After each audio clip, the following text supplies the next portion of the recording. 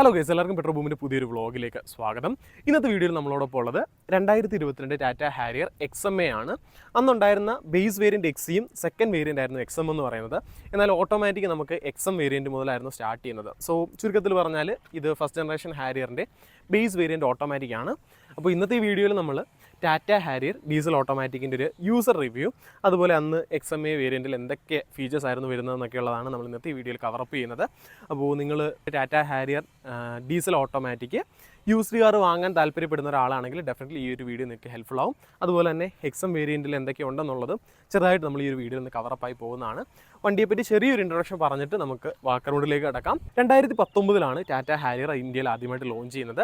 അന്ന് മുതലേ നമുക്കൊരു 2 litre 4 cylinder turbo charge diesel എഞ്ചിനാണ് വാഹനത്തിൽ വരുന്നത്. സഫാരിയിലും ഈ ഒരു സെയിം എഞ്ചിനായിരുന്നു വന്നുകൊണ്ടിരുന്നത്. ഇപ്പോഴത്തെ ടാറ്റ ഹാരിയറിലും സഫാരിയിലും ഈ ഒരു സെയിം എഞ്ചിനാണ് വരുന്നത്. അതിലുപരി നമുക്ക് Jeep Compass, Jeep Meridian, MG Hector Plus ഈ പറഞ്ഞ വാഹനങ്ങളുടെ എല്ലാം ഡീസൽ വേരിയൻറ്റിൽ ഈ ഒരു സെയിം എഞ്ചിനാണ് വരുന്നത്. ആക്ച്വലി ഇത് ഫിയറ്റിൽ നിന്ന് സോഴ്സ് ചെയ്തിട്ടുള്ള ഫിയറ്റിൻ്റെ 4 സിലിണ്ടർ മൾട്ടിജെറ്റ് 2 ലിറ്റർ ഡീസൽ എഞ്ചിനാണ്. അപ്പോൾ എഞ്ചിൻ എത്രത്തോളം റിലയബിൾ ആണെന്നുള്ളത് ആ ഒരു എഞ്ചിൻ സ്പെക്ക് കേൾക്കുമ്പോൾ തന്നെ നിങ്ങൾക്ക് മനസ്സിലായി കാണും. പിന്നെ ഇതിൻ്റെ ഗിയർ ബോക്സും ഹ്യുണ്ടായിൽ നിന്ന് സോഴ്സ് ചെയ്തിട്ടുള്ള ഗിയർ ബോക്സ് ആണ്. സോ ഇതിൻ്റെ എഞ്ചിൻ പ്ലസ് ഗിയർ ബോക്സ് അത്യാവശ്യം റിലയബിൾ ആയിട്ടുള്ള, എപ്പാർട്ട് ഫ്രം എ ടാറ്റ, അത് രണ്ടും റിലയബിൾ ആണ്. പിന്നെ വാഹനം നമ്മൾ യൂസ് ചെയ്യുമ്പോൾ അല്ലെങ്കിൽ ഓൺ ചെയ്യുമ്പോൾ ഉള്ള എക്സ്പീരിയൻസ് ഒക്കെ നമുക്ക് വണ്ടി ഡ്രൈവ് ചെയ്യുന്ന സമയത്ത് സംസാരിക്കാം. സോ ഇപ്പോൾ പുതിയ ഹാരിയർ പുതിയ ജനറേഷനൊക്കെ ലോഞ്ച് ചെയ്തു. പുതിയ ജനറേഷൻ 2024 വണ്ടികൾ ഇഷ്ടംപോലെ ഇപ്പോൾ ഷോറൂമിൽ അവൈലബിൾ ആയിട്ടുണ്ട്. വണ്ടികൾക്ക് ഓഫറും ഉണ്ട്.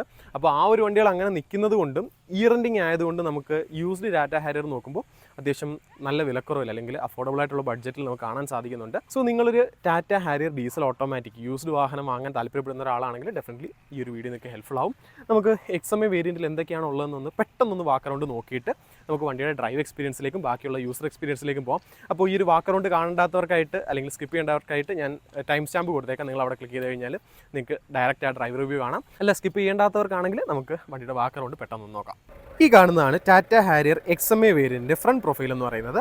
ഫസ്റ്റ് തന്നെ നമ്മൾ നോട്ടീസ് ചെയ്യുന്നൊരു കാര്യം, ഇതിൻ്റെ ഒരു ഹാലജൻ DRLs ആണ്. ഇത്രയും പ്രീമിയം ആയിട്ടുള്ള അല്ലെങ്കിൽ ഇത്രയും സെഗ്മെൻറ്റ് അപ്പായിട്ടുള്ളൊരു വാഹനമായിട്ട് കൂടി ബേസ് വേരിയൻസിൽ അന്ന് ഹാലജൻ DRLs ആയിരുന്നു വന്നിരുന്നത്. അത് വളരെ മോശമായിട്ടുള്ളൊരു കോസ്റ്റ് കട്ടിംഗ് ആയിട്ട് എനിക്ക് പേഴ്സണലി ഫീൽ ചെയ്തു. താഴേക്ക് വരുമ്പോൾ നമുക്ക് ആ ഒരു ഹെഡ് ലാമ്പ് കൺസോളും അതുപോലെ തന്നെ ഫോഗ് ലാമ്പ് കാണാൻ പറ്റും. കംപ്ലീറ്റ്ലി ഒരു ഹാലജൻ സെറ്റപ്പ് ആണ്. അതിൽ ലോ ബീമിന് മാത്രം ഒരു പ്രൊജക്ടർ കൊടുത്തിട്ടുണ്ട്. ഇതാണ് ഫ്രണ്ട് ഗ്രിൽ പോർഷൻ. ദെൻ സെൻട്രലായിട്ട് നമുക്ക് ടാറ്റയുടെ ഒരു പഴയ 3D ലോഗോ കാണാൻ പറ്റും. താഴോട്ട് വരുമ്പം എയർ ഡാമും ബാക്കി എയർ കർട്ടൻസും എല്ലാം കൊടുത്തിട്ടുണ്ട്. ഫ്രണ്ട് പ്രൊഫൈൽ ഇത്തരത്തിലാണ് വരുന്നത്. സൈഡ് പ്രൊഫൈലോട്ട് വരുമ്പോൾ നമുക്കൊരു ബ്ലാക്ക് കളർഡ് ORMs ആണ് വരുന്നത്. മുകളിലൊരു മാറ്റ് ബ്ലാക്ക് ഫിനിഷും താഴെ ഒരു പിയാനോ ബ്ലാക്ക് ഫിനിഷും ആണ് വരുന്നത്. അതിലായിട്ട് LED ടേൺ ഇൻഡിക്കേറ്റേഴ്സും വരുന്നുണ്ട്. ഇത് ആക്ച്വലി ഇലക്ട്രിക്കലി ഫോൾഡബിൾ അല്ല, ബട്ട് അഡ്ജസ്റ്റബിൾ ആണ്. കൈ കൊണ്ട് തന്നെ നമ്മൾ ഫോൾഡ് ചെയ്തിട്ടായിട്ടിരിക്കുന്നു. വീൽസിലോട്ട് വരുമ്പോൾ ഈ ഒരു വാഹനത്തിൽ സ്റ്റോക്ക് ഫോമിൽ വരുന്നത് 16 ഇഞ്ചിൻ്റെ സ്റ്റീൽ വീൽസ് ആയിരുന്നു XM വേരിയൻറ്റിൽ. എന്നാൽ നമ്മളിതിൽ അന്നത്തെ ടോപ്പ് എൻഡിൽ വരുന്ന ആ ഒരു ഡ്യുവൽ ടോൺ 17 ഇഞ്ചിൻ്റെ അലോയ്സ് ചെയ്തിട്ടുണ്ടായിരുന്നു. ടയർ സൈസും നമ്മൾ മാറ്റിയിട്ടുണ്ട്. ഇത് 235/65 R17 ആണ്. എനിക്ക് തോന്നുന്നു അന്ന് XMലും XEയിലും ഒക്കെ വരുന്നത് 235/70 R16 ആയിരുന്നു. എന്നാൽ ഇതിപ്പം ഒരു സൈസ് അപ്പാക്കിയിട്ടുണ്ട്. അതുപോലെ മിഷലിൻ്റെ റബ്ബേഴ്സാണ് നമ്മൾ യൂസ് ചെയ്തേക്കുന്നത്. പിന്നീട് സൈഡ് പ്രൊഫൈലോട്ട് വരുമ്പോൾ നമുക്ക് ബോഡി കളർ ഡോർ ഹാൻഡിൽസ് വരുന്നുണ്ട്. കീയിടുന്ന പ്രൊവിഷൻ നമുക്ക് കാണാൻ പറ്റും. ഈ കാണുന്ന ഈ ഒരു റെയിൻ വൈസർ നമ്മൾ ആക്സസറിയിൽ ചെയ്തിട്ടുള്ളതാണ്. അതുപോലെ B പില്ലറും C പില്ലറും നമുക്ക് ബ്ലാക്ക് ഔട്ട് ആണ്. A പില്ലർ മാത്രം ബോഡി കളർഡും ആണ് വരുന്നത്. ദെൻ റിയറിലോട്ട് വരുമ്പോൾ ഒരു ചെറിയൊരു ക്വാർട്ടർ ഗ്ലാസ് കൊടുത്തിട്ടുണ്ട്. അതിന് മുകളിലായിട്ട് ഹാരിയർ എന്ന് എഴുതിയ ഒരു ക്രോം പ്ലേറ്റ് കൊടുത്തിട്ടുണ്ട്. അത് വാഹനത്തിന് അത്യാവശ്യം നല്ലൊരു പ്രീമിയം ഫീൽ സൈഡിൽ നിന്ന് കിട്ടുന്നുണ്ട്. ദെൻ ഫ്യൂൽ ലിഡ് ഇവിടെ ആയിട്ടാണ്. പുഷ് ചെയ്താൽ മതി, നമുക്ക് ഫ്യൂൽ ലിഡ് ഓപ്പൺ ചെയ്യാൻ പറ്റും. ഇതിപ്പോൾ ഡീസൽ ഫിൽ ചെയ്യുന്ന ലിഡ് മാത്രമേ ഇവിടെ ഉള്ളൂ. ആഡ് ബ്ലൂ ഇവിടെ അല്ല നമ്മൾ ഒഴിക്കുന്നത്. ഞാൻ എൻ്റെ പൊസിഷൻ കാണിച്ചു തരാം. ഫ്രണ്ടിൽ മാത്രമേ നമുക്ക് അലോയ്സ് വരുന്നുള്ളൂ. റിയറിൽ നോർമൽ ഡ്രം ബ്രേക്സ് ആണ് വരുന്നത്. പിന്നിലോട്ട് വരുമ്പോൾ അത്യാവശ്യം ലാർജ് ആയിട്ടുള്ളൊരു സ്പോയിലർ നമുക്ക് കാണാൻ പറ്റും. മുകളിലായിട്ടൊരു ആൻറ്റിന കൊടുത്തിട്ടുണ്ട്. അതുപോലെ ഒരു LED ഹൈ മൗണ്ട് സ്റ്റോപ്പ് ലാമ്പും വരുന്നുണ്ട്. റിയറിൽ നമുക്ക് വൈപ്പറും വാഷറും മാത്രമേ ഉള്ളൂ. ഡീഫോഗർ ലൈൻസ് വരുന്നില്ല. സെൻട്രലായിട്ട് നമുക്ക് ടാറ്റയുടെ ഒരു ലോഗോ കാണാം. ഈ കാണുന്നതാണ് ടാറ്റ ഹാരിയറിൻ്റെ ടെയിൽ ലാമ്പ് എന്ന് പറയുന്നത്. ഒരു LED ടെയിൽ ലാമ്പാണ്. റിവേഴ്സ് ലൈറ്റും അതുപോലെ ഇൻഡിക്കേറ്ററും നമുക്ക് ഹാലജൻ യൂണിറ്റാണ് കൊടുത്തേക്കുന്നത്. ആ ഒരു ടെയിൽ ലാമ്പിനെ കണക്ട് ചെയ്യുന്ന രീതിയിൽ സെൻറ്റർ പോർഷനിലായിട്ട് ഒരു പിയാനോ ബ്ലാക്ക് ഫിനിഷിലുള്ളൊരു എലമെൻറ്റും കൊടുത്തിട്ടുണ്ട്. അതിൻ്റെ സെൻട്രലായിട്ടാണ് നമ്മുടെ ടാറ്റ ലോഗോ വരുന്നത്. ദെൻ സെൻട്രലായിട്ട് ഹാരിയറിൻ്റെ ഒരു ബാഡ്ജിങ് കാണാം. നമുക്ക് ബൂട്ട് ജസ്റ്റ് ഒന്ന് ഓപ്പൺ ചെയ്യാം. അത്യാവശ്യം ലാർജ് ആയിട്ടുള്ളൊരു ബൂട്ട് സ്പേസ് ആണ്. നമുക്ക് 2 പേരെ അകത്തിട്ടുകൊണ്ട് പോകാൻ പറ്റുന്ന രീതിയിലാണ് ഈ ഒരു വണ്ടിയുടെ ബൂട്ട് ക്യാരിങ് കപ്പാസിറ്റി വരുന്നത്. ഈ ഒരു പോർഷനിലായിട്ട് നമുക്ക് നമ്മുടെ ജാക്കും അതുപോലെ tyre inflator kit, puncture kit നമുക്ക് കാണാൻ പറ്റും. ഈ ഒരു പോർഷനിലായിട്ടാണ് നമ്മുടെ ആഡ് ബ്ലൂ ഒഴിക്കുന്നത്. അപ്പോൾ ആ ഒരു ആഡ് ബ്ലൂ വീണിട്ട് അതൊന്ന് കണ്ടൻസ് ആയത് നമുക്കവിടെ കാണാൻ പറ്റും. ആ വെള്ളപ്പാട് അതിൻ്റെയാണ്. അത്യാവശ്യം വാസ്റ്റായിട്ടുള്ളൊരു ബൂട്ടാണ്. ഇവിടെ ആയിട്ടൊരു ക്യാരി ഹൂക്ക് കൊടുത്തിട്ടുണ്ട്. ലൈറ്റ് പ്ലേസ്മെൻറ്റോ കാര്യങ്ങളോ ലൈറ്റും വരുന്നുണ്ട് കേട്ടോ. ഇവിടെ ആയിട്ടൊരു ഹാലജൻ ലാമ്പ് കൊടുത്തിട്ടുണ്ട്. വലിയൊരു പാഴ്സൽ ഷെൽഫുണ്ട്. ദെൻ നമുക്ക് ക്ലോസ് ചെയ്യാം ബൂട്ട്. ഇതാണ് ടാറ്റ ഹാരിയറിൻ്റെ ഒരു കംപ്ലീറ്റ് റിയർ വ്യൂ എന്ന് പറയുന്നത്, അല്ലെങ്കിൽ റിയർ പ്രൊഫൈൽ എന്ന് പറയുന്നത്. പിന്നെ ബമ്പർ നമുക്ക് ബോഡി കളർഡ് അല്ല വരുന്നത്, ഒരു മാറ്റ് ബ്ലാക്ക് ഫിനിഷാണ്. അതിലായിട്ട് 2 സെൻസേഴ്സും കൊടുത്തിട്ടുണ്ട്. ഈ ഒരു പോർഷനിലായിട്ട് നമുക്ക് റിഫ്ലക്റ്റേഴ്സ് കൊടുത്തിട്ടുണ്ട്. പിന്നെ ഫേക്ക് എക്സോസ്റ്റ് പോലെ തോന്നിക്കുന്ന രീതിയിൽ ഇവിടെ ആയിട്ട് ചെറിയൊരു ലെമൻറ്റും കൊടുത്തിട്ടുണ്ട്. അതുപോലെ തന്നെ ഈ ഒരു പോർഷനിലായിട്ടും നമുക്കൊരു ഹണികോം പാറ്റേൺ നമുക്ക് കാണാൻ പറ്റും. സോ റിയറിൽ ഇത്രയൊക്കെയാണ് പറയാനുള്ളത്. ആക്ച്വലി ഇതിൻ്റെ സ്പെയർ വീല് വരുന്നത് അടിയിലായിട്ടാണ്. സ്പെയർ വീൽ നമ്മൾ മാറ്റിയിട്ടില്ല, ആ ഒരു 16 ഇഞ്ച് വീൽ തന്നെയാണ്, സ്റ്റീൽ വീലാണ് ഇരിക്കുന്നത്. നമുക്കിനി റിയർ സീറ്റ്സിലേക്ക് കയറാം. ഡോഴ്സൊക്കെ അത്യാവശ്യം ചങ്കിയാണ് കേട്ടോ, അത്യാവശ്യം നല്ല വിട്ടുണ്ട്. സോ അകത്ത് കയറുമ്പോൾ തന്നെ ആ ഒരു പ്രീമിയം അല്ലെങ്കിൽ ഒരു കോമ്പാക്റ്റ് കാറിലിരിക്കുന്ന ഒരു ഫീല് നമുക്കുണ്ട്. ഇതാണ് റിയർ ഡോർ പാഡ്. കംപ്ലീറ്റ്ലി ഒരു ബ്ലാക്ക് കളറാണ് തീം വരുന്നത്. ആകെ ഈ ഒരു പോർഷനിലാണ് നമുക്കൊരു ഗ്രേ ഫിനിഷ് കൊടുത്തേക്കുന്നത്. Power window up down button നമുക്ക് കാണാം, അത് ഇല്ലുമിനേറ്റഡ് ആണ്. ഇവിടെ ആയിട്ടൊരു ട്വീറ്റർ പ്ലേസ്മെൻ്റ് ഉണ്ട്. ആക്ച്വലി ഇത് പ്രൊവിഷൻ മാത്രമാണ്, ട്വീറ്റർ വരുന്നില്ല. ഇവിടെ ആയിട്ടാണ് നമ്മുടെ സ്പീക്കർ പ്ലേസ്മെൻറ്റ് വരുന്നത്. ലാർജ് ആയിട്ടുള്ള കുറച്ച് ഡോർ സ്റ്റോറേജ് കമ്പാർട്ട്മെൻറ്റ്സ് നമുക്ക് 2 പോർഷനിലായിട്ട് വരുന്നുണ്ട്. സോ അത്യാവശ്യം ഡീസൻ്റ് ആയിട്ടുള്ള സ്റ്റോറേജ് സ്പേസ് ബാക്ക് ഡോഴ്സിൽ നമുക്ക് കൊടുത്തിട്ടുണ്ട്. ഇതാണ് നമ്മുടെ റിയർ സീറ്റ്. 2 അഡ്ജസ്റ്റബിൾ ഹെഡ് റെസ്റ്റേ കൊടുത്തിട്ടുള്ളൂ. ആംറസ്റ്റും സെൻറ്ററിൽ ഹെഡ് റെസ്റ്റ് നമുക്ക് വരുന്നില്ല. പിന്നെ സീറ്റ് നമുക്ക് മറിച്ചിടാൻ എളുപ്പമാണ് കേട്ടോ. ഇവിടെ ഒന്ന് ജസ്റ്റ് പുഷ് ചെയ്താൽ മതി, ഒരാളെ കൊണ്ട് സിമ്പിളായിട്ട് ചെയ്യാൻ പറ്റുന്നതേ ഉള്ളൂ. അപ്പോൾ ലഗേജ് ക്യാരിങ് കപ്പാസിറ്റി കൂട്ടണമെങ്കിൽ ഇതൊന്ന് ജസ്റ്റ് ഒന്ന് മടക്കി വെച്ചാൽ മാത്രം മതി. അപ്പോൾ അത് ഈ ഒരു സെറ്റപ്പ് കൊടുത്തേക്കുന്നത് നല്ലതായിട്ട് എനിക്ക് തോന്നി. പക്ഷേ സീറ്റ് റിക്ലൈൻ ചെയ്യാനൊരു ഓപ്ഷൻ ഒന്നും ഇല്ല കേട്ടോ. ഇതിലേക്കിട്ട് കയറി കഴിയുമ്പോൾ ample amount of leg space, അല്ലെങ്കിൽ ബാക്കിൽ കയറുമ്പോൾ നമുക്കൊരു ക്ലോസ്ട്രോഫോബിക് ഫീൽ ഇല്ല. ഈവൻ കംപ്ലീറ്റ്ലി ബ്ലാക്ക് ഇൻറ്റീരിയേഴ്സ് ആയിട്ട് കൂടി അകത്തിരിക്കുമ്പോൾ നല്ല കംഫർട്ടബിലിറ്റിയാണ്. സീറ്റ് ഒരു ബ്ലാക്ക് ഫാബ്രിക് മെറ്റീരിയലാണ് വരുന്നത്, പക്ഷേ കുഷനിങ് ഒക്കെ അത്യാവശ്യം നല്ലതാണ്. അത്യാവശ്യം നല്ല അണ്ടർ തൈ സപ്പോർട്ട് വരുന്നുണ്ട്. പ്ലെൻറ്റി ഓഫ് ഹെഡ് റൂം വരുന്നുണ്ട്. നമുക്ക് വളരെ കംഫർട്ടബിളായിട്ട്, എത്ര ഹൈറ്റുള്ള ഒരാളാണെങ്കിലും വളരെ കംഫർട്ടബിളായിട്ടിരിക്കാം. പിന്നെ ലെഗ് സ്പേസിൻ്റെ കാര്യം എടുത്തു പറയണം. ഇതിപ്പോൾ എൻ്റെ ഡ്രൈവിംഗ് പൊസിഷനിലാണ് സീറ്റ് ഇരിക്കുന്നത്. അത്യാവശ്യം നല്ല എമൗണ്ട് ലെഗ് സ്പേസ് ഉണ്ട്. ഇതിപ്പം മാക്സിമം ബാക്കിലേക്ക് ഇട്ടിരിക്കുകയാണെങ്കിൽ പോലും ആ ഒരു പോർഷനിലായിട്ടും അത്യാവശ്യം നല്ല ലെഗ് സ്പേസ് നമുക്ക് കാണാൻ പറ്റും. പിന്നെ ബാക്കിലത്തെ ഇരുത്തമൊക്കെ അത്യാവശ്യം കംഫർട്ടബിളാണ്. സീറ്റ് ലോങ് റൈഡിലൊന്നും 3 പേർക്ക് വലിയ ബുദ്ധിമുട്ടില്ലാതെ നമുക്ക് യാത്ര ചെയ്യാൻ പറ്റും. പിന്നെ ഇവിടെ ആയിട്ടൊരു ചെറിയൊരു സ്റ്റോറേജ് കമ്പാർട്ട്മെൻറ്റ് വരുന്നുണ്ട്. താഴെയായിട്ട് 2 USB type A charging port, 10 watts power ഔട്ട്പുട്ടുള്ള 2 ചാർജിങ് പോർട്ട്സും വരുന്നുണ്ട്. മുകളിലായിട്ട് നമുക്കൊരു LED ക്യാബിൻ ലാമ്പ് കാണാൻ പറ്റും. പിന്നെ നോർമൽ ഗ്രാബ് ഹാൻഡിൽസും 2 സൈഡിലായിട്ട് കൊടുത്തിട്ടുണ്ട്. അതുപോലെ ഈ ഒരു ബി പില്ലറിലായിട്ട് നമുക്ക് റിയർ AC വെൻസും കാണാൻ പറ്റും. സോ പിന്നിലെ വിശേഷങ്ങൾ ഇത്രയൊക്കെയാണ്. എടുത്തു പറയത്തക്ക ഫീച്ചേഴ്സോ കാര്യങ്ങളൊന്നുമില്ല. ഇതാണ് നമ്മുടെ ടാറ്റ ഹാരിയറിൻ്റെ ആ ഒരു ഫ്രണ്ട് ഡാഷ്ബോർഡിൻ്റെ പ്രൊഫൈൽ എന്ന് പറയുന്നത്. ഫീച്ചേഴ്സ് എന്തൊക്കെയുണ്ടെന്ന് നമുക്ക് മുന്നിൽ പോയിട്ട് നമുക്ക് സംസാരിക്കാം. ഇനി നമുക്ക് ഹാരിയറിൻ്റെ ഫ്രണ്ട് സീറ്റിലേക്ക്, ഡ്രൈവർ സീറ്റിലേക്ക് കയറാം. ഡ്രൈവർ സൈഡ് ഡോർ പാഡും നമ്മുടെ റിയറിൽ കണ്ടതുപോലെ സിമിലർ ആണ്. സെയിം കളർ സ്കീമാണ് വരുന്നത്, ബ്ലാക്ക് കളേഴ്സ് മാത്രം. ഈ ഒരു പോർഷനിലായിട്ട് മാത്രം നമുക്ക് ഒരു ഗ്രേ ഫിനിഷിങ് കാണാൻ പറ്റും. ഇതാണ് നമ്മുടെ 4 പവർ വിൻഡോ കൺട്രോൾസ് വരുന്നത്. ഒരു വിൻഡോയിലും ഓട്ടോ അപ്പ് ഡൗൺ ഫീച്ചർ കൊടുത്തിട്ടില്ല.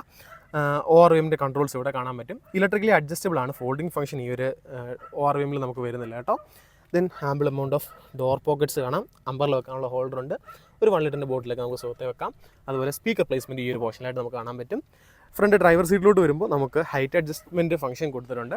അതുപോലെ ഫാബ്രിക് ആണെങ്കിൽ കൂടി അത്യാവശ്യം നല്ല കുഷനിങ് ഉള്ളൊരു സീറ്റാണ്.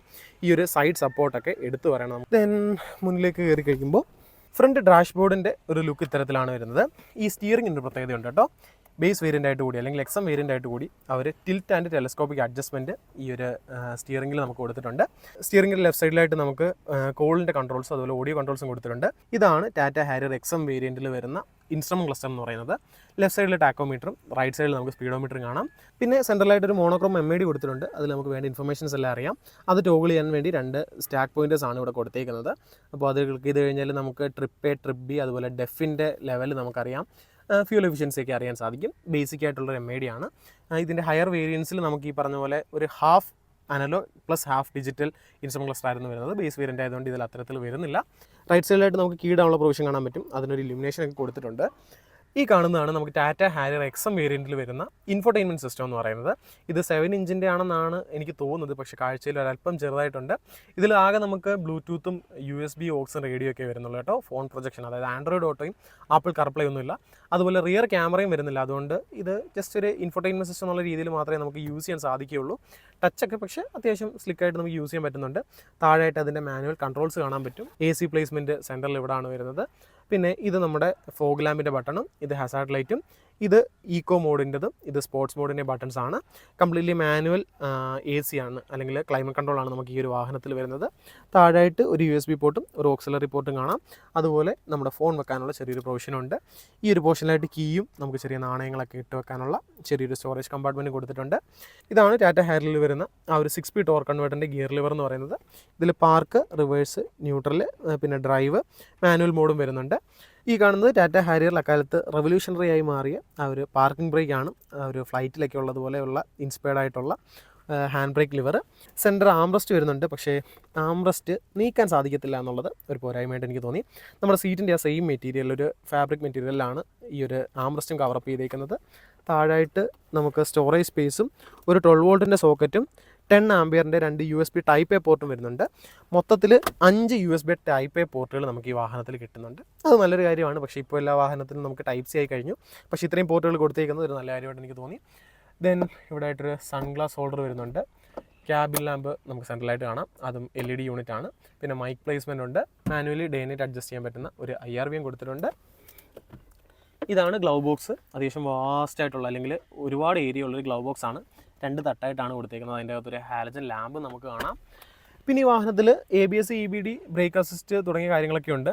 ദെൻ 2 എയർ ബാഗ്സ് അന്ന് നമുക്ക് ഈ ഒരു വാഹനത്തിൽ വരുന്നുണ്ടായിരുന്നു. Front driver, co driver air bags മാത്രമേ വരുന്നുള്ളൂ. സൈഡ് എയർ ബാഗ്സും കട്ടൺ എയർ ബാഗ്സും ഒന്നുമില്ല. സോ നമുക്കിനി വണ്ടി ഓടിച്ചിട്ട് വണ്ടിയുടെ കൂടുതൽ കാര്യങ്ങൾ നമുക്ക് സംസാരിക്കാം. സോ നമ്മൾ Tata Harrier diesel automatic drive ചെയ്യുകയാണ്. ഹാരിയറിൻ്റെ സഫാരിയുടെ കാര്യത്തിൽ ഡീസൽ എന്ന് എടുത്തു പറയേണ്ട ഒരു കാര്യമില്ല. കാര്യം ഇന്നേ വരെ ഹാരിയറിന് സഫാരിക്ക് ഈ ഒരു ഒറ്റ ഡീസൽ എഞ്ചിൻ മാത്രമേ വന്നിട്ടുള്ളൂ. അപ്പോൾ നമ്മൾ നേരത്തെ എഞ്ചിൻ്റെ കാര്യങ്ങൾ പറഞ്ഞിട്ടുണ്ടായിരുന്നു. അതായത് ഫിയറ്റിൻ്റെ മൾട്ടിജെറ്റ് ഡീസൽ എഞ്ചിൻ ആണെന്നും ജീപ്പ് കോമ്പസിലും ഹാരിയർ ഹെക്ടറിലൊക്കെ വരുന്നത് ഈ സെയിം എഞ്ചിനാണെന്ന് നമ്മൾ പറഞ്ഞിട്ടുണ്ടായിരുന്നു. പക്ഷേ പവർ ഔട്ട്പുട്ടും ടോർക്കും നമ്മൾ സംസാരിച്ചില്ല. ഈ ഒരു എഞ്ചിൻ്റെ പവർ ഔട്ട്പുട്ട് എന്ന് പറയുന്നത് 170 bhp ആണ്. അതുപോലെ 350 Nm ഓഫ് ടോർക്കും ഈ ഒരു എഞ്ചിൻ പ്രൊഡ്യൂസ് ചെയ്യുന്നുണ്ട്. അത്യാവശ്യം ഓടിക്കാൻ ഫൺ ടു ഡ്രൈവ് ആയിട്ടുള്ള, അത്യാവശ്യം പെപ്പിയർ ആയിട്ടുള്ള എഞ്ചിനാണ്. അധികം ക്യാബിനിലകത്തിരിക്കുമ്പോൾ അധികം എഞ്ചിൻ നോയ്സ് ഒന്നും നമ്മുടെ ക്യാബിൻ്റെ ഉള്ളിലേക്ക് വരുന്നില്ല എന്നുള്ളത് എടുത്തു പറയേണ്ട ഒരു ഫാക്ടറാണ്. പിന്നെ ടാറ്റ ഹാരിയറിൽ ഇപ്പോൾ നമ്മൾ ഓൾറെഡി 2 XUVകൾ വീട്ടിൽ നിൽക്കുകയാണ്. നമ്മൾ ഈ ഒരു XUV 500 നിലനിൽക്കുകയാണ് ഈ ഒരു ഹാരിയർ എടുത്തത്. അതിലൊരു ഉണ്ടായിരുന്ന ഒരു XUV 500 ഓട്ടോമാറ്റിക്കിന് ഇക്വലൻ്റ് ആയിട്ടാണ് നമ്മൾ ഈ ഒരു വണ്ടി എടുത്തത്. ആ ഒരു വണ്ടി നമ്മൾ കൊടുക്കാൻ പ്ലാൻ ചെയ്യണം. ഞാനൊരു ഷോർട്സ് ഇട്ടിട്ടുണ്ടായിരുന്നു. അപ്പോൾ XUVയിൽ നിന്ന് ഈ ഒരു വണ്ടിയിലോട്ട് വന്നപ്പോൾ നമ്മൾ ഏറ്റവും കൂടുതൽ ഫീൽ ചെയ്ത ഒരു കാര്യം എന്ന് പറയുന്നത് കംഫർട്ടബിലിറ്റിയാണ്. XUVയുടെ സസ്പെൻഷൻ അത്ര സുഖമുള്ളൊരു സസ്പെൻഷൻ അല്ല. അത്യാവശ്യം നല്ല സ്റ്റിഫറാണ്. മോശം റോഡുകളിലൂടെയൊക്കെ പോകുമ്പം പടപടാന്ന് കിടന്ന് അടിക്കുന്നൊരു സസ്പെൻഷനാണ്. ഒരു സസ്പെൻഷൻ സെറ്റപ്പാണത്. അത് ആ വണ്ടിക്ക് അത്രയും ഹൈറ്റും വെയിറ്റും ഉണ്ടായതുകൊണ്ട് ബോഡി റോള് കണ്ടെയ്ൻ ചെയ്യാൻ വേണ്ടിയാണ് അത്രയും സ്റ്റിഫറായിട്ടൊരു സസ്പെൻഷൻ കൊടുത്തേക്കുന്നത്. പക്ഷേ XUV 500 വെച്ച് നോക്കുമ്പോൾ ഹാരിയറിൻ്റെ സസ്പെൻഷൻ എടുത്തു പറയണം. നമുക്ക് ഭയങ്കര രീതിയിൽ, നല്ല രീതിയിൽ കംഫർട്ടബിലിറ്റി ഓഫർ ചെയ്യുന്ന രീതിയിലാണ് ഈ ഒരു സസ്പെൻഷൻ ട്യൂൺ ചെയ്തേക്കുന്നത്. അതുപോലെ മോശം റോഡുകളിലൂടെ പോകുമ്പോൾ XUVയുടെ ക്യാബിൽ ഉണ്ടാകുന്ന ഇമ്പാക്റ്റിൻ്റെ ഒരു 50% നമുക്ക് ഈ ഒരു വണ്ടിയിൽ എക്സ്പീരിയൻസ് ചെയ്യുന്നുള്ളൂ. അത് നമ്മളെ സംബന്ധിച്ച് കംഫർട്ടബിലിറ്റിയുടെ കാര്യത്തിൽ വലിയൊരു അപ്ഗ്രേഡാണ്. അപ്പോൾ അതെടുത്ത് പറയണം. സസ്പെൻഷൻ സെറ്റപ്പിൻ്റെ കാര്യം എപ്പോഴും നോട്ട് ചെയ്യേണ്ട ഒരു കാര്യമാണ്. റൈഡ് കംഫർട്ടബിലിറ്റിയും അതുപോലെ ഡ്രൈവിംഗ് കംഫർട്ടബിലിറ്റിയും സുപ്പീരിയർ ആണ്. പിന്നീട് ബുദ്ധിമുട്ടായിട്ട് എനിക്ക് തോന്നിയൊരു കാര്യമുണ്ട്. അതാണ് ഈ വാഹനത്തിൻ്റെ വിസിബിലിറ്റി എന്ന് പറയുന്നത്. എസ്പെഷ്യലി ഡ്രൈവർ സീറ്റിൽ ഇരിക്കുമ്പോൾ നമുക്ക് ഈ വാഹനത്തിൻ്റെ സൈഡ് മിറേഴ്സും സൈഡ് ഗ്ലാസസും കുഴപ്പമില്ല. പക്ഷേ ഇതിൻ്റെ ഫ്രണ്ടും റിയർ ഗ്ലാസ് ഏരിയാസ് വളരെ പുവറാണ്. ഫ്രണ്ടിൽ നമുക്ക് ഗ്ലാസ് ഏരിയ പുറത്ത് നോക്കുമ്പോൾ വലുതായിട്ട് തോന്നും, പക്ഷെ അകത്ത് വരുമ്പോഴാണ് മനസ്സിലാവുന്നത് നമ്മുടെ ആ ഒരു വ്യൂയിങ് ആംഗിൾ ചെറുതാണ്. അതുപോലെ ഈ ഒരു സെൻറ്റർ പോർഷനിൽ നമുക്കൊരു കംപ്ലീറ്റ് വിസിബിലിറ്റിക്ക് ബുദ്ധിമുട്ടുള്ളതായിട്ട് തോന്നും. കാര്യം ഈ ഒരു ഡിസ്പ്ലേ ഇത്രയും റേസ് ആയിട്ട് നിൽക്കുന്നു, ഈ ഒരു IRVM ഇത്രയും താഴത്ത് നിൽക്കുമ്പോൾ നമ്മൾ ആ ഒരു പൊസിഷൻ ഫോക്കസ് ചെയ്ത് നോക്കുകയാണെങ്കിൽ നമുക്കൊന്നും കാണാൻ പറ്റത്തില്ല എന്നൊരു ഫീലുണ്ട്. അതുപോലെ ഇതിൻ്റെ റിയർ സൈഡ് നമുക്കിതൊരു SUV ആണെങ്കിൽ പോലും ഒരു മോർ ലൈക്ക് കൂപ്പ് എന്ന രീതിയിലാണ് ഇതിൻ്റെ ആ ഒരു ബാക്ക് ഗ്ലാസ് ഡിസൈൻ ചെയ്തേക്കുന്നത്. അപ്പോൾ നമ്മൾ ഫ്രണ്ട് IRVMലൂടെ ബാക്കിലേക്ക് നോക്കുന്ന സമയത്ത് ആ ഒരു പോർഷൻ നമുക്ക് വളരെ ചെറുതായിട്ട് തോന്നുന്നുണ്ട്. അപ്പോൾ XUVയിൽ നിന്ന് പെട്ടെന്ന് ഹാരിയറിലേക്ക് കയറിയിരിക്കുമ്പോൾ വിസിബിലിറ്റിയുടെ കാര്യത്തിൽ ഇത്തിരി ബുദ്ധിമുട്ട് എനിക്ക് പേഴ്സണലി ഫീൽ ചെയ്യുന്നുണ്ട്. എനിക്ക് മാത്രമല്ല, ഈ വണ്ടി ഇപ്പം XUVയിൽ നിന്ന് ഈ വണ്ടിയിലോട്ട് കയറി ഓടിച്ച ഒരുവിധം വീട്ടിലുള്ള എല്ലാവരും ആ ഒരു കാര്യം പറഞ്ഞിട്ടുണ്ടായിരുന്നു. പിന്നെ ഈ ഒരു വേരിയൻ്റ് റിയർ വ്യൂ ക്യാമറയും നമുക്ക് വരുന്നില്ല. അപ്പോൾ ഡ്രൈവിങ്ങിൻ്റെ സമയത്ത് ഒരു ക്രാംപ്ഡ് ആയിട്ടുള്ള സ്പേസിലൊക്കെ ചെല്ലുമ്പോൾ, അല്ലെങ്കിൽ ഒരു മോശം റോഡിലൊക്കെ ചെല്ലുമ്പോൾ റിവേഴ്സ് എടുക്കാനുള്ള ബുദ്ധിമുട്ടുകളുമുണ്ട്. അപ്പോൾ വിസിബിലിറ്റി എനിക്കൊരു നെഗറ്റീവ് കാര്യമായിട്ട് തന്നെ എനിക്ക് തോന്നി. പിന്നീട് സ്റ്റിയറിംഗ് വീലിലോട്ട് വരുമ്പോൾ സ്റ്റിയറിങ്ങിന് കുറച്ച് വെയിറ്റ് ഉണ്ട്. ബാക്കിയുള്ള വാഹനങ്ങൾ വെച്ച് നോക്കുമ്പോൾ സ്റ്റിയറിങ് ഒരു ഇത്തിരി കട്ടിയാണ്. പക്ഷേ ഒരു വലിയൊരു വാഹനം ആയതുകൊണ്ട് നമുക്ക് വണ്ടി ഓടിക്കുന്ന സമയത്ത്, ഹൈവേസിലേക്ക് ഓടിക്കുന്ന സമയത്ത് ആ ഒരു സ്റ്റിഫ്നെസ് നമുക്ക് പോസിറ്റീവായിട്ടാണ് ഫീൽ ചെയ്യുന്നത്. പിന്നെന്താ, സ്റ്റിയറിങ് സെൻറ്ററിലാക്കി ചെയ്യുന്നുണ്ട്. പൊതുവെ ടാറ്റ മഹീന്ദ്ര വണ്ടികളിൽ കോമൺ ആയിട്ടുള്ള ഇഷ്യൂ ആണ് സെൻറ്ററിലാക്കുക എന്ന് പറയുന്നത്. നമ്മുടെ XUV ഒന്നും ഇന്നേ വരെ നേരെ പിടിച്ചിട്ട് നേരെ പോയിട്ടില്ല. ടിയാഗോ ആണെങ്കിലും സെൻറ്ററിലാക്കി ചെയ്യുന്നുണ്ട്. ഈ ഒരു വണ്ടിയും സെയിം എഫക്റ്റ് ഉണ്ട്. പിന്നെ എല്ലാവർക്കും അറിയേണ്ട കാര്യം വണ്ടിയുടെ പെർഫോമൻസ് സൈഡ്. ഞാൻ പറഞ്ഞു ഈ വണ്ടി 170 bhp ആണ് പ്രൊഡ്യൂസ് ചെയ്യുന്നത്. So power and torque figures അത്യാവശ്യം നല്ല രീതിയിലുള്ളൊരു വാഹനമാണ്. ഓടിക്കുമ്പോഴും നമുക്ക് ആ പവർ റിയൽ വേൾഡിൽ ഫീൽ ചെയ്യുന്നുണ്ട്. അത്യാവശ്യം നല്ല പവർഫുള്ളും ഫാസ്റ്ററും ആയിട്ടുള്ളൊരു വാഹനം തന്നെയാണ്, അല്ലെങ്കിൽ ഒരു എഞ്ചിൻ തന്നെയാണ് ഈ പറഞ്ഞ 2 ലിറ്റർ മൾട്ടിജെറ്റ് ഡീസൽ എന്ന് പറയുന്നത്. പിന്നെ നമുക്ക് ഈ വാഹനത്തിൽ 3 ഡ്രൈവിംഗ് മോഡ്സ് വരുന്നുണ്ട്: എക്കോ, സിറ്റി, സ്പോർട്സ്. ഈ മോഡുകൾ സ്വിച്ച് ചെയ്ത് നമ്മൾ സ്പോർട്സിലേക്ക് വരുന്ന സമയത്ത് ഈ ഒരു വണ്ടിയുടെ പവർ അല്ലെങ്കിൽ ആ ഒരു പവർ സർജ് നമുക്ക് നേരിട്ട് എക്സ്പീരിയൻസ് ചെയ്യാൻ പറ്റും. ആക്ച്വലി ഇത് 3 സെറ്റ് ഓഫ് ട്യൂണിംഗ് ആണ് കേട്ടോ. സ്പോർട്സ് മോഡിലേക്ക് സ്വിച്ച് ചെയ്യുന്ന സമയത്താണ് നമ്മുടെ വണ്ടിയിൽ പറയുന്ന ഒരു 170 bhp പവർ ഔട്ട്പുട്ട് നമ്മുടെ വീൽസിലേക്ക് വരുന്നത്. അല്ലാത്ത പക്ഷം ഒരു ലോവർ സെറ്റ് ഓഫ് ട്യൂണിങ്ങിലായിരിക്കും നമുക്ക് സിറ്റി മോഡിലും, അതിനെക്കാട്ടി ലോവർ ഒരു പവർ മോഡിലായിരിക്കും നമുക്ക് എക്കോയിലും പോകുന്നത്. പിന്നെ വാഹനം ഈ പറഞ്ഞ മോഡുകൾ മാറുന്നതനുസരിച്ച്, പവർ മാറുന്നതനുസരിച്ച് വണ്ടിയുടെ RPM-ലും ഓട്ടോമാറ്റിക് ആയതുകൊണ്ട് തന്നെ RPM-ലും കാര്യമായിട്ടുള്ള വ്യത്യാസമുണ്ട്. നമ്മളിപ്പോൾ എക്കോ മോഡിൽ പോവുകയാണ്, ഒരു സ്ലോ ത്രോട്ടിൽ രീതിയിലാണ് നമ്മൾ വണ്ടി ഓടിക്കുന്നതെങ്കിൽ അറൗണ്ട് ഒരു 1800 RPM മെയിൻറ്റെയിൻ ചെയ്തിട്ടാണ് വണ്ടി പോകുന്നത്. അതിന് മുകളിലേക്ക് പോകാൻ വണ്ടി പലപ്പോഴും സമ്മതിക്കാറില്ല.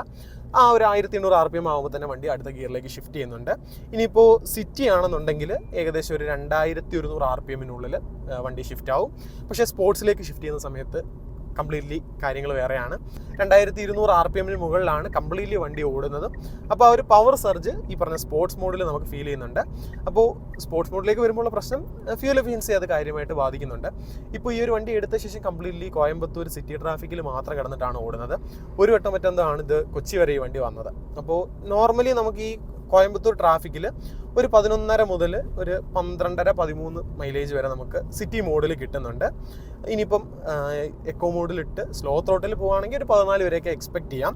ദെൻ ഹൈവേസിൽ ഈ പറഞ്ഞ പോലെ കൊച്ചി വരെ പോയപ്പോൾ അറൗണ്ട് 20-നടുത്ത് വണ്ടിക്ക് കിട്ടിയിട്ടുണ്ടായിരുന്നു. സിറ്റി മോഡലാണ്. അപ്പോൾ മൈലേജ് ഓറിയൻറ്റഡ് ആയിട്ട് ഓടിക്കേണ്ടവർക്ക്, ഇപ്പം ഞാൻ ഈ 2 രീതിയിൽ, എനിക്ക് ചില സമയത്ത് എനിക്ക് വണ്ടിയുടെ മാക്സിമം ഫ്യൂൽ എഫിഷ്യൻസി എക്സ്ട്രാക്ട് ചെയ്യുന്ന രീതിയിൽ ഓടിക്കാനാണ് ഇഷ്ടം. ചില സമയത്ത് എനിക്ക് ഫൺ ടു ഡ്രൈവ് ആയിട്ട് ഇച്ചിരി കാല് കൊടുത്ത് സ്പോർട്സ് മോഡിലിട്ട് ഓടിക്കാൻ ഇഷ്ടപ്പെടുന്ന ഒരാളാണ്. അപ്പം ഞാൻ ഇങ്ങനെ മിക്സഡ് ഡ്രൈവിംഗ് ആണ്, നമ്മുടെ അപ്പോഴത്തെ ഒരു മെൻറ്റാലിറ്റി അനുസരിച്ചിരിക്കും എങ്ങനെ ഓടിക്കുന്നു എന്നുള്ളത്. അപ്പോൾ ഫ്യൂൽ എഫിഷ്യൻസിക്ക് വേണ്ടി ഓടിക്കുന്ന ഒരാളാണെങ്കിൽ ഈ പറയുന്ന പോലെ എക്കോ മോഡ് ഇട്ട് സ്ലോ ത്രോട്ടിൽ പോവുകയാണെങ്കിൽ 20 കിലോമീറ്റർ മൈലേജ് ഒക്കെ നമുക്ക് ഈ ഒരു വണ്ടിയിൽ ലോങ് റണ്ണിൽ നമുക്ക് അച്ചീവ് ചെയ്യാൻ പറ്റും. നോർമലി ഒരു 13-15 നമുക്ക് വണ്ടിയുടെ ഫ്യൂൽ എഫിഷ്യൻസി നമുക്ക് എക്സ്പെക്ട് ചെയ്യാം. കമ്പനി എനിക്ക് തോന്നുന്നു 15-16 എങ്ങാണ്ടാണ് പറയുന്നത്. സോ ആ ഒരു വാല്യൂവിൻ്റെ ഇടയ്ക്കില്ല, നമ്മൾ ഓടിക്കുന്ന ഡ്രൈവിംഗ് സ്റ്റൈൽ ഡിപ്പെൻഡ് ചെയ്യും. സോ ലൈറ്റ് ഫുഡ് ത്രോട്ടിൽ ഓടിക്കുകയാണെങ്കിൽ നമുക്ക് ആ ഒരു ഫ്യൂൽ എഫിഷ്യൻസി ഒക്കെ വണ്ടിയുടെ കാര്യത്തിൽ എക്സ്പെക്ട് ചെയ്യാം. പിന്നെ ബ്രേക്കിംഗ് കുഴപ്പമില്ല, ആഡിക്വേറ്റ് എന്നേ പറയാൻ പറ്റത്തുള്ളൂ. അത്ര ഇംപ്രസീവ് ബ്രേക്കിംഗ് ആയിട്ട് എനിക്ക് തോന്നിയില്ല. കാര്യം ഫ്രണ്ടിൽ മാത്രമേ ഡിസ്ക് ബ്രേക്സ് വരുന്നുള്ളൂ. അപ്പം XUV-യിൽ നമുക്ക് 4 വീൽ ഡിസ്കുകൾ വരുന്നുണ്ട്. ഒരു ഇത്തിരി ഷുവർ ഫുട്ടറായിട്ട് തോന്നാറുണ്ട്. അപ്പോൾ ആ ഒരു ഷുവർ ഫുട്നെസ് ഈ ഒരു വാഹനത്തിൽ ചില സമയത്ത് മിസ് ചെയ്യുന്നതായിട്ട് എനിക്ക് തോന്നിയിട്ടുണ്ട്. കംപ്ലീറ്റ്ലി ആ ഒരു ബ്രേക്കിംഗ് ഫോഴ്സ് ഫ്രണ്ട് വീൽസിലോട്ട് മാത്രം വരുന്നതിൻ്റെ ആ ഒരു ബുദ്ധിമുട്ട് ചില സമയത്ത്, വണ്ടി പവർ കൂടിയൊരു വാഹനം കൂടി ആയതുകൊണ്ട് അത് പലപ്പോഴും എനിക്ക് എക്സ്പീരിയൻസ് ചെയ്യുന്നുണ്ട്. പിന്നെ റൈഡാണ് ഏറ്റവും കംഫർട്ടബിൾ. നമ്മൾ ഇരുന്ന് പോകുമ്പോൾ റോഡിൽ ചെറിയ ഇംപെർഫെക്ഷൻസ് ഒന്നും ക്യാബിനിലേക്ക് വരുന്നില്ല. നമുക്കും വണ്ടിയിലിരിക്കുന്ന ബാക്കി യാത്രക്കാർക്കും റോഡിലുള്ള ബുദ്ധിമുട്ടുകളായി മാറുന്നില്ല എന്നുള്ളത് എടുത്തു പറയേണ്ട ഒരു ഫാക്ടറാണ്. പിന്നെ ടാറ്റയുടെ കാര്യത്തിലോട്ട് വരുമ്പോൾ എല്ലാവരും പറയുന്ന ബുദ്ധിമുട്ടുകൾ, ടാറ്റ യൂസർ റിവ്യൂ എടുത്ത് നോക്കുമ്പം, യൂസർ എക്സ്പീരിയൻസ് എടുത്ത് നോക്കുമ്പോൾ നമ്മൾ പ്രശ്നമെന്ന് പറയുന്ന ഒരു കാര്യമാണ് സർവീസ്. ടാറ്റയുടെ സർവീസ് എക്സ്പീരിയൻസ് എന്ന് പറയുന്നത്. ഇപ്പോൾ ഈ ഒരു വാഹനം നമ്മുടെ ഫാമിലിയിലെ 2ാമത്തെ ടാറ്റ വാഹനമാണ്. ഇതിനു മുന്നേ വീട്ടിലൊരു ടിയാഗോ EV എടുത്തിട്ടുണ്ടായിരുന്നു. നമ്മൾ ലുക്സോൺ ടാറ്റ എന്നാണ് എടുത്തത്. ലുക്സോണിനെ പ്രൊമോട്ട് ചെയ്യുന്നത് അല്ലെങ്കിൽ ലുക്സോൺ പൈസ തന്നിട്ടൊന്നും ചെയ്യുന്നതൊന്നുമല്ല. എങ്കിലും നമ്മൾ ലുക്സോൺ ടാറ്റയിൽ നിന്നാണ് വണ്ടി എടുത്തത്. ലുക്സോൺ ടാറ്റയിലാണ് സർവീസും ചെയ്യുന്നത്. കുഴപ്പമില്ല, അത്യാവശ്യം നല്ല സർവീസ് എക്സ്പീരിയൻസ് ആണ് സോഫാർ ഇതുവരെ കിട്ടിയിരിക്കുന്നത്. പൊതുവെ ഞാൻ ചോദിച്ച പലരോടും ലുക്സോൺ ടാറ്റയെ പറ്റി നല്ല അഭിപ്രായമാണ്. അപ്പോൾ പഴയ പോലെ നമുക്ക് ടാറ്റ എടുക്കുമ്പോൾ സർവീസിനെ പറ്റി ഒരു പരിധിയിൽ കൂടുതൽ ടെൻഷൻ അടിക്കേണ്ട എന്നുള്ളത് ഇപ്പോൾ ഒരു നല്ല കാര്യമായിട്ട് എനിക്ക് തോന്നി. ഇപ്പം കോയമ്പത്തൂരാണെങ്കിൽ ഏതോ ഒരു പേര് ഞാൻ മറന്നുപോയി, ഒരു സർവീസ് അത്യാവശ്യം നല്ലതാണെന്ന് കേട്ടിട്ടുണ്ടായിരുന്നു. അപ്പോൾ ലുക്സോൺ ഉള്ളിടത്ത്, നല്ല ഫീഡ്ബാക്ക് ഉള്ളിടത്ത് നമുക്ക് ധൈര്യമായിട്ട് ഇപ്പോൾ ടാറ്റ വണ്ടികൾ കൊണ്ടുപോയി സർവീസ് ചെയ്യാമെന്നുള്ളത് ഒരു നല്ല കാര്യമായിട്ട് എനിക്ക് തോന്നി. ഒരു സമയത്ത് ടാറ്റ സർവീസിൻ്റെ കാര്യത്തിൽ വരുത്തി വെച്ച ചീത്തപ്പേരുകൾ മൊത്തം ലുക്സോൺ വന്നിപ്പോൾ പയ്യെ മാറുന്നുണ്ട്. എന്നാലും നെഗറ്റീവ് റിവ്യൂസൊക്കെ പലയിടത്തും കാണുന്നുണ്ട്. ബട്ട് സോഫാർ പഴയതിനെക്കാട്ടി ഒരുപാട് ബെറ്റർ ആയിട്ടുണ്ട്. നമ്മളെന്തായാലും ഈ വണ്ടി എടുത്തിട്ട് ഇതിപ്പം 23,000 കിലോമീറ്റർ ആയപ്പോഴാണ് നമ്മൾ ഈ വണ്ടി ഫസ്റ്റ് ഓണറിൻ്റെ നിന്ന് വാങ്ങിച്ചത്. അപ്പോൾ ഈ വണ്ടി ഇതുവരെ സർവീസ് ചെയ്യാനുള്ള ടൈം ആയിട്ടില്ല. പിന്നെ ടാറ്റ ഹാരിയർ നമുക്ക് 15,000 കിലോമീറ്റർ കൂടുമ്പോഴാണ് സർവീസ് വരുന്നത്. ബാക്കിയുള്ള വണ്ടികളെല്ലാം 10,000 ആണ്. ഈ വണ്ടി നമുക്ക് 15,000 കിലോമീറ്റർ കൂടുമ്പോൾ സർവീസ് ചെയ്താൽ മതി. എൻ്റെ ഊഹ ശരിയാണെങ്കിൽ ഒരു 15,000 കിലോമീറ്റർ കൂടുമ്പോൾ സർവീസിന് അറൗണ്ട് ഒരു 16,000 രൂപയൊക്കെ വരുന്നത്. ഞാൻ റീപ്ലേസ്മെൻ്റ് ഒക്കെ ഉണ്ടെങ്കിൽ ഒരു 15-16 രൂപയൊക്കെ നമുക്ക് എക്സ്പെക്ട് ചെയ്യാം. എൻ്റെ ഒരു ഫ്രണ്ടിന് 2019 ഹാരിയർ ഉണ്ട്. അവൻ 45,000 സർവീസ് ചെയ്തപ്പോൾ അറൗണ്ട് 17,000 രൂപ വന്നിട്ടുണ്ടായിരുന്നു. സോ സർവീസ് കോസ്റ്റ് അത്രയൊക്കെയാണ്. എനിക്ക് ഉറപ്പില്ല, ഞാനൊരു അസംഷൻ, എൻ്റെ ഒരു എക്സ്പീരിയൻസ് വെച്ചിട്ടുള്ളൊരു കണക്കാണ് പറഞ്ഞത്. ഇന്നേവരെ നമ്മൾ വണ്ടിയും കൊണ്ട് പോയില്ല. പിന്നെ ടാറ്റ ഹാരിയറിൽ പൊതുവേ ഇപ്പോൾ പുതിയ വണ്ടിയിൽ വരുന്ന ഇഷ്യൂസ് എല്ലാം ഇലക്ട്രോണിക്സ് സൈഡ് അല്ലെങ്കിൽ ഇലക്ട്രോണിക്സ് റിലേറ്റഡ് ആയിട്ടുള്ള ഇഷ്യൂസ് ആണ്. ഈ ഒരു വണ്ടിയിൽ അക്കാര്യം വെച്ച് നോക്കുമ്പോൾ നമ്മൾ സേഫാണ്. കാര്യം XM വേരിയൻ്റ് ആയതുകൊണ്ട് തന്നെ എൻജിൻ സൈഡ് വരുന്ന പ്രൈമറി ഇലക്ട്രോണിക്സ് മാത്രമേ ഈ ഒരു വണ്ടിയിൽ വരുന്നുള്ളൂ. കോംപ്ലക്സ് ആയിട്ടുള്ള ഈ പറഞ്ഞ പോലെ പാനോറമിക് സൺറൂഫോ അഡാസോ വലിയ എല്ലാ കാര്യങ്ങളും വണ്ടിയുടെ ഫുൾ സിസ്റ്റം ഇൻറ്റഗ്രേറ്റ് ചെയ്യുന്ന ഇൻഫോർടൈൻമെൻറ്റ് സിസ്റ്റം ഒന്നും വരുന്നില്ല. അതുകൊണ്ട് ഒരു പരിധി വരെ അക്കാര്യത്തിൽ ഇലക്ട്രോണിക്സ് ബഗ്ഗുകളുടെ കാര്യത്തിൽ ഈ വണ്ടി ടെൻഷൻ ഫ്രീ ആണെന്നുള്ളത് ഒരു പോയിൻ്റാണ്. അപ്പോൾ ടാറ്റ എടുക്കാൻ മടി കാണിക്കുന്നവരോട് നിങ്ങൾ ബേസ് വേരിയൻ്റ് അല്ലെങ്കിൽ സെക്കൻഡ് വേരിയൻ്റ് എടുത്തോ, വലിയ ബുദ്ധിമുട്ട് വരാനുള്ള സാധ്യതയില്ല എൻ്റെ ഒരു എക്സ്പീരിയൻസിൽ. കാര്യം പൊതുവെ ടാറ്റയിൽ വരുന്ന ബ്രേക്ക് ഡൗൺസിൻ്റെ ഒക്കെ കാരണങ്ങൾ ഇങ്ങനെയാണ്. ഈ സ്ക്രീൻ ഹാങ് ആവുന്നതും സ്ക്രീൻ കംപ്ലീറ്റ്ലി ബ്ലാക്ക് ഔട്ട് ആവുന്നതും നമ്മുടെ പുഷ് ബട്ടൺ എടുക്കാതിരിക്കുന്നതൊക്കെയാണ്. അപ്പോൾ അങ്ങനെ നോക്കുമ്പോൾ ഈ വണ്ടി നമുക്ക് ടെൻഷൻ ഫ്രീ ആയിട്ട് കൂടുതലും മെക്കാനിക്കൽ സൈഡുകൾ മാത്രമാണ് ഈ വണ്ടിക്ക് ഉള്ളത്. അപ്പോൾ അതൊരു രീതിയിൽ പറഞ്ഞാൽ തലവേദന ഇല്ലാതെ നമുക്ക് ഈ ഒരു വണ്ടി കൊണ്ട് നടക്കാൻ സാധിക്കും. പിന്നെ ഹൈ സ്പീഡ് സ്റ്റെബിലിറ്റി ഒക്കെ ഞാനിപ്പോൾ സ്പോർട്സ് മോഡിലേക്ക്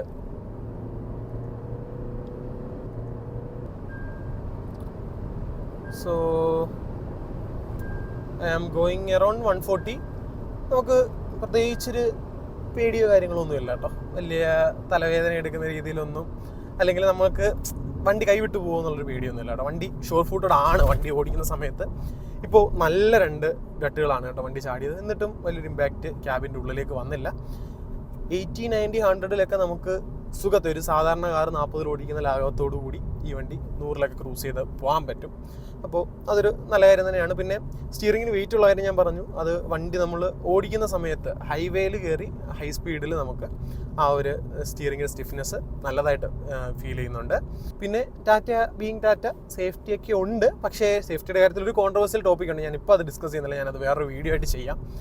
സംഭവം മറ്റൊന്നുമല്ല, ഈ വണ്ടിയുടെ ഫ്യൂവൽ പമ്പ് വരുന്നത് റൈറ്റ് സൈഡിലായിട്ടാണ്. അപ്പോൾ ആക്സിഡൻറ്റുകളൊക്കെ ഉണ്ടാകുന്ന സമയത്ത് ആളുകളുടെ ലോവർ ബോഡി, അതായത് നമ്മുടെ നടു തൊട്ട് താഴോട്ടുള്ള പോർഷനിൽ ഡാമേജസ് വരാനുള്ള സാധ്യത ഈ വാഹനത്തിൽ കൂടുതലാണ്. കാര്യം വണ്ടി ഇടിച്ച് ഫ്രണ്ട് ഒരു ഹെഡ് ഓൺ കൊളിച്ച് നടക്കുമ്പോൾ ഈ പറയുന്ന എഞ്ചിനും സംഭവങ്ങളെല്ലാം ഫ്രണ്ടിലോട്ട് നമ്മുടെ അടുത്തോട്ട് പുഷ് ആവുകയും ഈ സ്റ്റിയറിംഗ് കോളത്തിൻ്റെ തൊട്ട് ഫ്രണ്ടിൽ ഈ ഫ്യൂവൽ പമ്പ് ഇരിക്കുന്നത് കൊണ്ട് പെട്ടെന്ന് ഈ ഒരു ഇമ്പാക്റ്റ് സ്റ്റിയറിംഗ് ഉൾപ്പെടെയുള്ള ഫ്രണ്ട് പോർഷൻ നമ്മുടെ കാൽ പോർഷനിലേക്ക് ഇടിച്ച് കയറാനുള്ളൊരു സാധ്യത കാണുന്നുണ്ട്. മറ്റേ യഷിക എന്ന് പറഞ്ഞൊരു ഫിലിം സ്റ്റാർ ഉണ്ടായിരുന്നു തമിഴിലെ, പുള്ളിക്കാരി ഒരു ഹാരിയർ ഓടിച്ച ആക്സിഡൻ്റ്. പുള്ളിക്കാരിക്ക് ഈ പറഞ്ഞതുപോലെ വണ്ടി ലോവർ പോർഷനിലായിരുന്നു ആ ആക്സിഡൻറ്റിന് ശേഷം ഫ്രാക്ചേഴ്സ് വന്നിട്ടുണ്ടായിരുന്നത്. അപ്പോൾ അത് ഹാരിയറിൻ്റെയും സഫാരിയുടെയും ഒരു പോരായ്മയാണ്. ബട്ട് സോഫാർ വണ്ടി പുതിയ വണ്ടികളെല്ലാം 5 സ്റ്റാർ സേഫ്റ്റി റേറ്റഡ് ആണ്. അപ്പോൾ അതുകൊണ്ട് അത് ഒരു കോൺട്രവേഴ്സ്യൽ ടോപ്പിക്കാണ്. നമ്മൾ അതിനെപ്പറ്റി അധികം ഡിസ്കസ് ചെയ്യുന്നില്ല. ഈ പറയുന്ന 5 സ്റ്റാർ കൊടുക്കുന്നതും അതുപോലെ ഗ്ലോബൽ എൻക്യാപ്പ് ടെസ്റ്റ് ചെയ്യുന്നതും ഒക്കെ it's out of the universe. അത് വേറെ കാര്യങ്ങളാണ്, നമ്മൾ അതിനെപ്പറ്റി ഡിസ്കസ് ചെയ്യേണ്ട കാര്യമില്ല. പിന്നെ ഈ വണ്ടിയിൽ ABS, EBD, hill hold assist, 2 air bags സ്റ്റാൻഡേർഡായിട്ട് വരുന്നുണ്ട്. നമ്മളിപ്പോൾ സംസാരിക്കേണ്ട ഒരുവിധം കാര്യങ്ങളെല്ലാം സംസാരിച്ചു എന്നാണ് എൻ്റെ വിശ്വാസം. നമ്മൾ പെർഫോമൻസിൻ്റെ കാര്യം പറഞ്ഞു, മൈലേജ്, ഫ്യൂൽ എഫിഷ്യൻസി തുടങ്ങിയ കാര്യം പറഞ്ഞു, യൂസർ എക്സ്പീരിയൻസ്, അതായത് സർവീസ് കോസ്റ്റ് മുതലായ കാര്യങ്ങളെല്ലാം, സേഫ്റ്റി ഉൾപ്പെടെയുള്ള കാര്യങ്ങൾ നമ്മൾ സംസാരിച്ചു. അപ്പോൾ വീഡിയോ എന്തായാലും നമ്മളോട് വൈൻഡപ്പ് ചെയ്യാണ്. വീഡിയോ തീർച്ചയായിട്ടും നിങ്ങൾക്ക് ഇഷ്ടപ്പെട്ടു, ഹെൽപ്ഫുള്ളായി, യൂസ്ഫുള്ളായി എന്ന് കരുതുന്നു. വീഡിയോ ഇഷ്ടപ്പെടുകയാണെങ്കിൽ ഡെഫിനറ്റ്ലി വീഡിയോ ലൈക്ക് ചെയ്യുക. ചാനൽ ഇതുവരെ സബ്സ്ക്രൈബ് ചെയ്തിട്ടില്ല എന്നുണ്ടെങ്കിൽ ചാനൽ സബ്സ്ക്രൈബ് ചെയ്യുക. അതുപോലെ നിങ്ങളുടെ മാക്സിമം ഫ്രണ്ട്സായിട്ട് വീഡിയോ ഷെയർ ചെയ്യുക. സോ മറ്റൊരു വാഹന വിശേഷം നമുക്ക് അടുത്ത ദിവസം കാണാം. അതുവരെ ബൈ.